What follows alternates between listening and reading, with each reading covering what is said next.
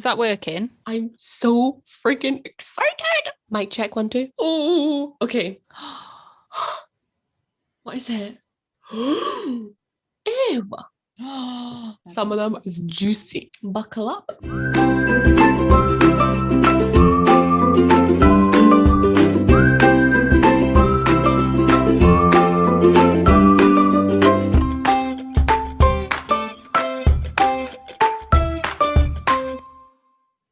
Hello and welcome to Uphill From Here. This is Catherine. And this is Amy. And we fucked up. We announced that we were going to do a 20th episode special on our actual 20th episode. We miscounted. So it's a 21st episode special. Deal with it. So, Catherine, what's our word of the week this week? Our word of the week this week is confessions. And we're working it a little bit differently. They're your confessions. We requested our last episode on our social medias. We requested that you send in your anonymous confessions and true life stories. So we haven't looked at these. No, this is completely blind. Like completely blind. I've been looking forward to this for weeks. I'm so excited to read them. It's like Christmas. Yeah. So if you haven't already, don your pajamas, grab yourself a little hot chocolate and strap yourself in for little confessions episode. It's a sleepover special. Ding, ding, ding. Ooh, okay. Oh, read it aloud. Okay, so the first one that we have. I had a close family friend sadly pass away. We were in a friend group and we were quite close. Their passing came as a complete shock. Where I was working at the time had quite a strict policy for getting days off that you were already rotated in for. So I told my manager this person was my auntie through marriage. She asked though what relation, so I told her she married my uncle, but they split up and she's always been my auntie.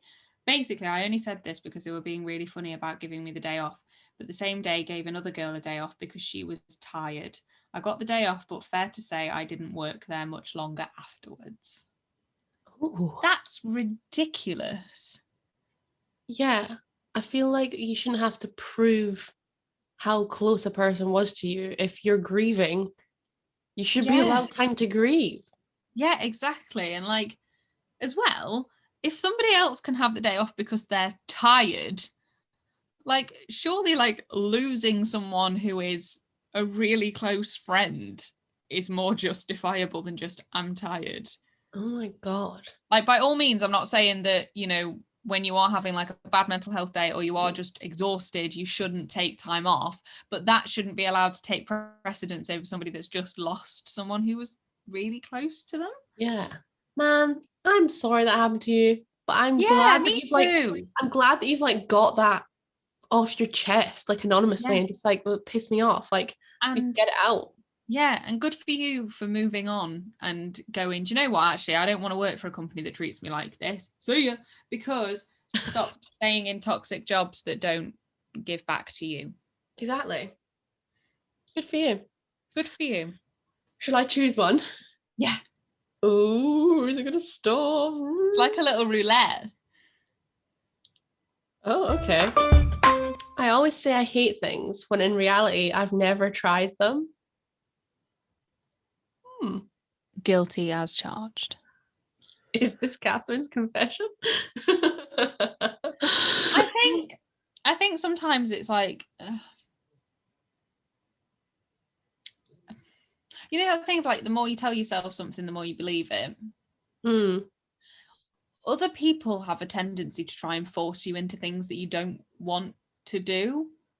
Yeah, so it makes me want to do it less. If someone's like, oh, try this, so great. I'm like, no, I hate it. Like, you don't hate it. Don't try it and you don't want to. Yeah. It's just I think it's a natural way of getting somebody off your back. And like ever such a slight white lie. Like, I think people do it with food. Yeah, I think it's easier to say like, oh, I hate that. You know, like the smell of like pickled onions, like I was like, oh, I hate them. I hate Monster Munch. And actually, when I think about it, I've never actually tried them. I just automatically think I wouldn't like that without trying it. Yeah. Well, I'm the same with like fresh tomatoes. I can eat tomato sauce, put chopped tomatoes in things. I eat beans. That's fine. But fresh tomatoes, the smell of them makes me want to heave. Well, damn it, send back the punnet of tomatoes I had ordered for your birthday. But yeah, But yeah, I think um, it's okay not to have tried things. Just like you don't have to be ashamed to say, "Oh, I've never tried coffee" or "I've never tried anal." You know.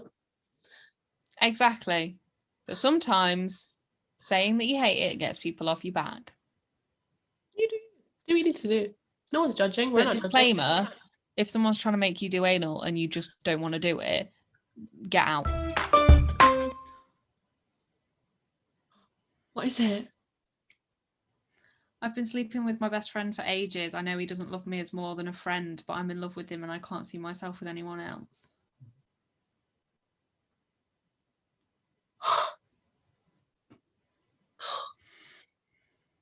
Oh my God.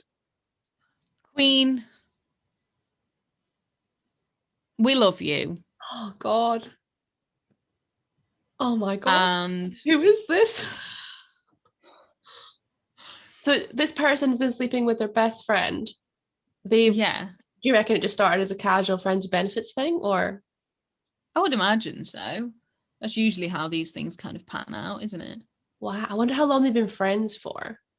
Like best Yeah. friends. Shit. But like, What do you do? it's really tough because it's like,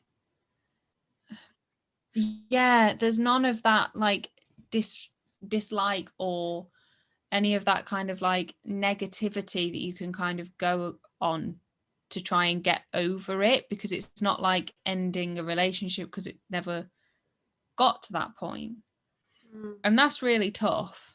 But it's even worse than that because it's ending like a friendship with your best friend. Like that's worth more than any relationship in my eyes. And I don't think it's necessarily something that you need to end. My first question would be, have you spoken to them about it? Yeah. Because in my What if they head, feel the if they're same? What if they feel the exactly, same and you're both not saying it and you could be in love? because I don't know, I think sometimes like when you are in that situation where you convince yourself that you are the only one that feels that way, you become a little bit blindsided to the signs and signals from them. And I think sometimes we need to normalize open communication with people about the things that do terrify us, because that's what makes friendships even stronger. And yeah. Like I think the way I'd see it is if you've been friends for a long time and it's been like platonic, like you've been best friends, and then you've started sleeping together, either something's sparked that kind of like sexual chemistry, or the sex has sparked something, and clearly that has for you, and that sparked a romantic feeling, not just a sexual feeling. But if you were just friends for like a while before, and then like the sex started happening, what changed? Like maybe there was a shift for both of you, and I think that's why you like what Catherine said. Yeah. It's important to like talk about that. Like how did this happen? Like what are we doing? Like I would just encourage you to just ask. Like Yeah. and then And at I least mean, it you know, doesn't and you can need, deal with it. yeah, it doesn't need to be an awkward conversation. Do you know what I mean? Like, I just think like life's too short. Like if you love someone, love is an amazing gift. And like I'm not to sound like really like hippie-ish, even though I've got tie-dye on today. If you love someone, tell them. Like just what's the worst that can happen? Like you've got it off your chest, and obviously it's something that you're thinking about because you needed to get it off your chest and tell us, and we're glad you did. But I think you should tell that person, and please let us know what happens because I'm rooting for you. I love love, and if two best friends can fall in love and live happily ever after, then maybe my faith in love will be restored. So please. feed into Amy's fantasy. I'm in a long-term relationship and never been massively bothered by marriage. But as I've gotten older, I'm not sure if it's something I actually do want to do or if it's just societal pressure. We're more than happy as we are, but I also feel like I'd be missing out. Feel the same way about having children as well. Not sure I really want them, but also feel like the older I get, the more I'm going to miss out on the chance. Mm. Big life stuff, that. I feel that in my soul. Me too. Like, because that's kind of exactly how I feel. I have massive FOMO. So it's always that thing of like, if I didn't do it, I would feel like I was missing out on something. And I think it is hard because you watch all of your friends go through it and it's like, you want that too. But I don't know. Again, these things for me can be kind of sorted and come up with an answer through like really open conversation. Like have an open conversation about whether you're ready for kids. Have it as like a conversation about the fact of like, are our lives in a position to be able to have children? That are you ready, or are you at all inclined to dedicate 18 or so years to somebody else? So you have to know whether you're prepared for that. They're both like big commitments. Like they are. I think it's up to you. Like fuck what anyone else, any other pressure is put on you. What do you want to do? Like truly, what do you want to do? What will work best for both of your lives right now? Look at the pros and cons. Like weigh it up. Like it's your decision. Like if you don't want it, then don't do it. Literally. But I know couples who are in their like late 60s who have been together for like 20 odd 30 odd years who have never got married, but there might as well be. It doesn't like validate your love anymore. Like it literally doesn't change anything, like apart from a piece of paper. There's no like set milestone. And I get, we've spoken about before, the biological clock for women, we do hear it ticking, but like I believe that like what's meant for you in life will be. If you're meant to get married, you will. If you're meant to have children, you will, and it'll happen in the right time. Like don't rush anything. Like it will happen for you if that's what you want. What does Pam always say? What's for you won't go by you. Okay. I broke up with my ex-boyfriend on Valentine's Day 3 years ago. Kind of harsh looking back on it now. No, I love it. Oh, I broke up with my ex-boyfriend on his birthday. Lol. There's no good time for a breakup. Like breakups are shit. And you don't want to break up with someone and break their heart, but you gotta go with your gut, don't you? Like, don't lie to yourself. Like, if your gut's telling you don't want to be with this person anymore, you're happy. Like, you're only dragging it out any further, even if it's Valentine's or a birthday or they've just moved in with you. Yeah, just making things worse. Like, just be honest, man. Like, just don't feel bad. It's not harsh. You were just being real. Who cares what? And like Valentine's Day is such like a useless day anyway. Yep. Oh, okay. I once drunkenly approached the receptionist from the flat I used to live in after a night out to tell him that he was cute. ... What do you think happened next?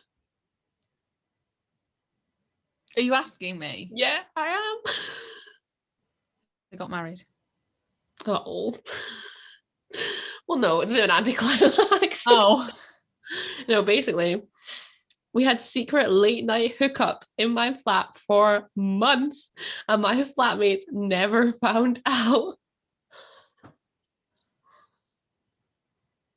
Yes. The tea. I know, the tea has been sloshed all over the microphone. All over the floor. I feel like I've never had anything like exciting like that. That's like main character shit, that. Isn't it? I wonder if I've always just been a sidekick. I wonder if this person like got like other benefits, like I don't know, like they kept their parcels safe for them and like let them sneak guests in after a curfew. I feel like sleeping with your receptionist is like pretty hot. Yeah, it is. It's a little bit, yeah. Cheeky. I live for this. No, but as well, like that flatmates never found out. Like that is some like secret FBI shit. Knock knock, security check. Okay, Amy's like Write a creating fanfic. To keep it secret is quite impressive. You know what? Well done, you. We'll start. I have unfollowed some of my friends on social media because I'm jealous of what they post. I feel awful because I want to support and celebrate them, but when they're posting all the wonderful things they have in their lives, it makes me so jealous, and I don't want to constantly be comparing their highlights to my backstage mess. Mm-hmm. I enjoy the term backstage mess instead of like, you know, to my daily life or whatever. Like backstage mess is great. We all have a lot of backstage mess. We all have that. We just don't post it online. Yeah. To actually take control of something that you are kind of consuming on a daily basis and actually take the reins and say, nah, do you know what? Not having this, don't want to spend time like this anymore, don't want to feel like this. Well done, you. Like, that is a brave, big move to make. Yeah, I think like setting boundaries is good. Like you say, like if you follow someone, anyone, a friend, an influencer, anyone, and what they post makes you unhappy or feel not worthy or not good enough or just genuinely crap about yourself, like unfollow them. Absolutely. Set boundaries. Come off social media. Like, do what you need to do. Yeah, and I don't think that's necessarily something that you should feel bad about. No, not at all. Like, that's technically self-care. Absolutely self-preservation. Doing what you need to do. Well done, whoever you are. This one says, broke up with my ex and pretty quickly after started dating someone else. I really liked this guy and just knew I had to jump in.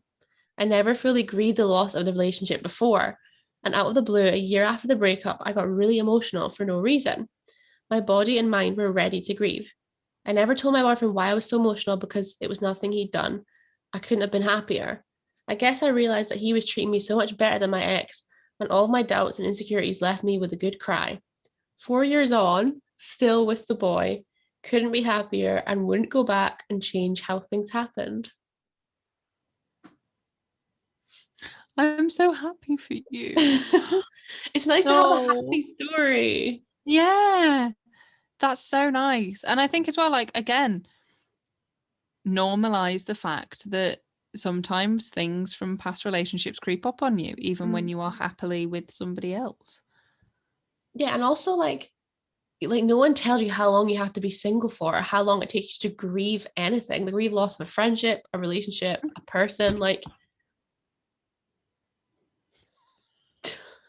my microphone, for anyone for anyone that heard, just nose dived. Well, yeah, I just think like, you know, when you're ready, and if you feel ready and you want to jump into something, no one can tell you, oh, it's a bit soon. Like life's too short. Like if you said that person felt right to you, even though it was like shortly after another relationship, like so what? Like you said, like your body and mind were so ready for this person, and we went with your gut, and look, like 4 years later, you're still together. I think as well, when you look at if you look at the way that the world and kind of society presents relationships and the way that relationships work and the way that they start and end, it's all very black and white. It's like, right, you're not allowed to get with anybody else until you're completely over that other person that you were with. And if you even have a hint of doubt or a hint of like sadness or feelings towards that person that you were with before, then you should absolutely not be in a new relationship because you're totally not ready. And it's like, okay, get off my back. Like, I will do whatever I want to do. And I don't think, and as a human being, you can be expected to never have feelings for someone that you had such a close relationship with for such a significant part of your life.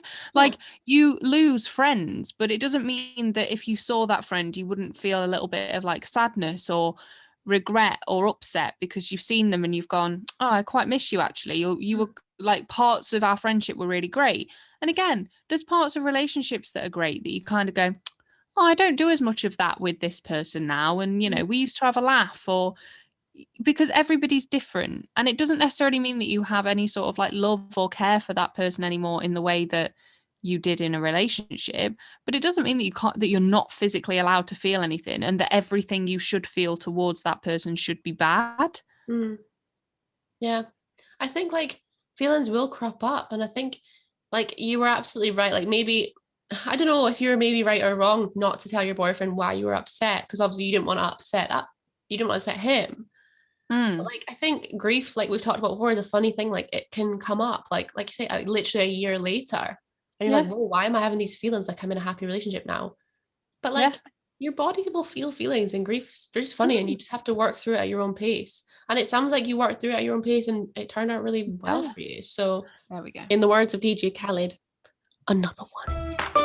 Okay, next one is at university, my flatmate's cooking was so good. I used to eat some of his leftovers. We were good friends, and when he found out once, it was fine. I love that. So you used to just, oh, so you used to eat his leftovers without asking. Yeah. Ew. No, but like if it's good food. So he's left his leftovers on the side, and you would just eat them. Not me personally. No, this person. Because I keep my leftovers for the next day, and it does me 2 days. If I went into the fridge and my tea was like gone, my leftovers. Oh yeah, I'd be upset about that. That'd really wind me up. But this guy obviously doesn't seem to care. But like, fair enough if Um, you left it on the side saying like this is left, like have it. And sometimes I'll like offer bits of my leftover food to like flatmates and stuff. Like, but like yeah. surely it must have been doing it in secret for you to have to admit it, and then he be like okay with it. Yeah, And it's like when he found okay. out. How did it take him that long to find out? How long was this food thief around for? I know. Mystery. Like, I mean, if someone took my food once, like for the first time, they'd know about it. That'd be enough. Once is enough. Yeah. Like, how What do you kind just of not notice or not care? I have so many questions. Like what kind of Me food? too. What kind of Me too. food? How often? In what way would this Yeah. happen? How long did this go on for? Why? Why would you eat their leftovers and not make your own food? I understand that their food was really good. But why don't you just get the recipe and make your own? Oh, okay. It does say I used to eat some out of his leftovers. So not like the whole thing. They wouldn't just take like the whole dinner I was and gonna just say warm you'd it up and eat notice it as sooner. their dinner. Did like open Yeah. and just like snaffle a little bit. I have That's a even snaffle a worse. little. Oh, To me, yeah, that's but that's cheeky but clever. but that's sneaky. I'm sorry I can't get on board with you. I No. support you and I hope you're doing well in life, but you Yeah. don't eat another man's leftovers. Food. You little sneaky little sly fox.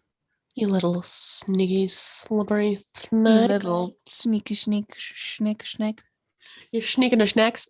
The pop shield. I feel like this one was just like a 3 a.m. thought. I still check up on him, even though I know I deserve far better. Mm. Man. Again, though, I think that's perfectly natural. Mm. Like, being with someone is like a drug because you get high off the adrenaline and the endorphins that being in love with somebody and being in a relationship with somebody gives you.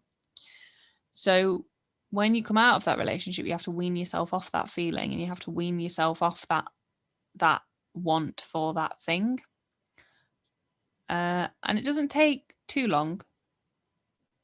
In the grand scheme of things, it feels like a lifetime, but it usually doesn't take too long because that person stops giving you those feelings. Mm. And checking on them is just a part of that weaning off process. And the fact that you know you deserve better shows that you've come on leaps and bounds and that you know your own worth. Amazing. But you're still weaning yourself off the thing that made you feel good, and that's perfectly okay. And as well, if you do have that urge, because it usually is an urge, it usually is kind of like quite a spontaneous thing to check on them, then channel that energy into something else.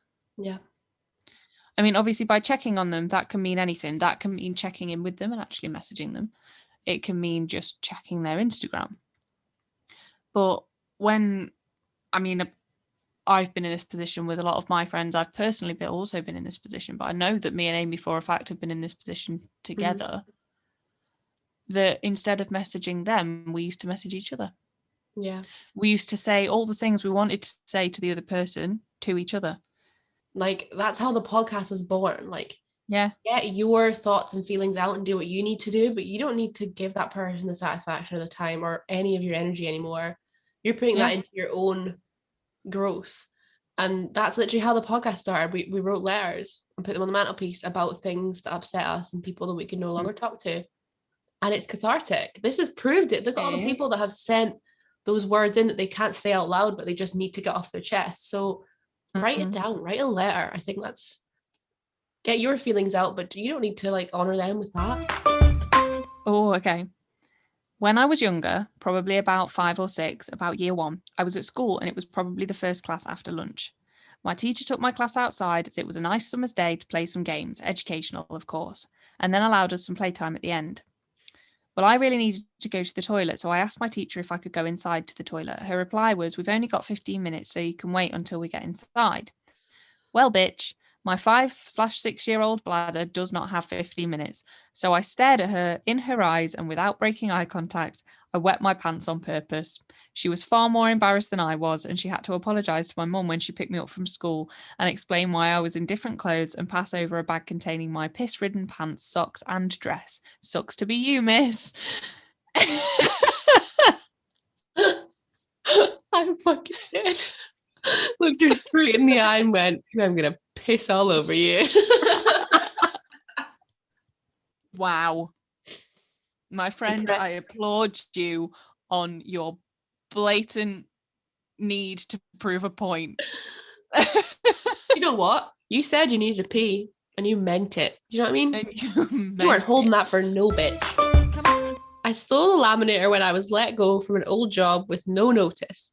Apparently job cuts had to be made and everyone knew my job was gone but never told me.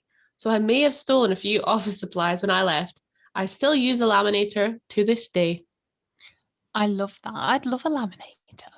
Oh, what a great little token of your job. My question is, how? How did you get it out of work without anybody noticing? Or did you just parade through the office proudly with it in your hand? Because no one would stop you, right?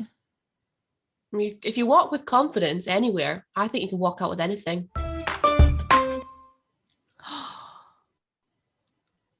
My senior year of high school, my friend was dating this guy, and after they broke it off, she was pretty sad about it. Soon after, I heard that he told his friends he broke it off with her because she gave bad head, which was a lie because they barely did anything. And I never told my friend about what I had heard. Mind you, we were all kind of in the same friend group at the time, and my friend is known to be a prude. Oh. Boys, man. Fuck him for saying bad head. He was lucky to get any at all by the sounds of it. What a dick. Because there's no such thing as a prude. You don't have to do anything you don't want to do. But just own it. Be like, yeah, and don't let anybody use things against you as if they know your weaknesses. Nah. Also, it's a difficult one for the friend. If you heard some guys or girls, whatever, talking shit about your really close friend, but you thought that by telling them it wouldn't actually help anything and it would probably just make them feel insecure and feel shit, would you tell them?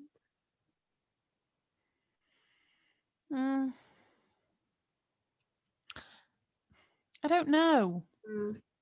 Because I'd never want my friend to feel shitty, but I'd also never want it to get back to them by it being used in a horrible way against them.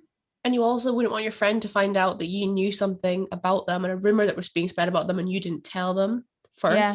As a friend, you kind of have a responsibility to maybe say, look, there's some rumors going around about you that I've heard. I want to make you aware. I won't tell you what it is because it's hurtful. But if you want to know and you're going to be okay with hearing it, then I can tell you, but it's such a tough one, isn't it? It You is. want to It's hurt their really tough. feelings. Yeah, it's really tough. But I think as well as that, as their friend, you can kind of approach it in a slightly different way than somebody kind of using it as a joke. Yeah. You can be upfront and in like a less like attacking way, like be like giving you a heads up. This is going around. The penultimate confession. Despite being in a happy relationship, this Mercury retrograde has got me thinking and dreaming about my ex. And yes, I'm going to blame Mercury for this because I do not want to think it's my brain on its own thinking about that sleaze bag. Yes, we blame the moon and the planets and the alignment of the world for Blame everything. it on your star sign, honey. Blame it on Blame it on your star sign. Again, I think it's that natural thing, isn't it? Of Mm, like, it's natural to kind of think about people and have them in your dreams. Your brain will never forget a face. that's true. Which is why you always get like, it's why you always end up getting randomers in your dream that you appear to know really well. And you're like, I've never seen this person in my life before. And it's like, you have, but your brain has just stored it. Yeah. And it could be somebody that you like once sat opposite on like the train. Literally. Or like Isn't a that bus crazy? driver that you like encountered once. Yeah. Like you can't make up a face. Your brain cannot physically make up a face. Like, No. you've seen that person. How crazy is that? So your brain Madness. can make up all kinds of shit in your dreams. It does not mean you want him back. Blame it on the Mercury. Blame it on the sunshine. Blame it on the moonlight. Blame it on the good time. Blame it on the Blame boogie. on the boogie. I'm 24 and I'm terrified of growing up. I'm trying to wing it, but I'm so scared. I feel Welcome to Uphill from Here. While you're 24, you're still a whole lot of young. So yeah. make the most of it. Like, Yeah. you're allowed to not know what you're doing. Does anyone really? And that's okay. Do what fills you with joy. Do more of that. And that's what you should be doing, whatever that is. Does it bring you joy? Yes, do it. Does it not bring you joy? Chuck it in the bin. Well, I loved that. That was a great episode. it was. That brings us to the end of, I think, possibly my favorite ever episode we've recorded. Yeah, same. I've loved it. It's been so cozy, and we loved it. Yeah, I felt like a little agony aunt. I love it. I just love that people have felt comfortable, like, just getting things off their chest because it's so cathartic. Just like, and people will be watching and listening at home being like, that's my secret and nobody knows. And it's so nice to just get it out into the universe and not hide it anymore, own it. Like, yeah. So thank you so much for being a special part of our 21st episode special. We thoroughly enjoyed it. Thank you to everyone who has been brave enough to send their confessions. We hope you've enjoyed it. If you would like to get in touch, maybe not anonymously this time, and be a part of a future podcast episode, Catherine, how can they do that? You can get in touch via the Instagram. We are Uphill From Here Podcast, or you can get in touch via our email, which is uphillfromherepodcast@gmail.com. We always want to hear from you. We're always looking for guests. We're always up for suggestions. Keep interacting with us. Keep chatting to us. We love our little community and we just want to always hear from you guys. Yeah, we've thoroughly enjoyed ourselves. We hope you have enjoyed watching and listening at home. We love you very much. We'll see you very soon. Bye.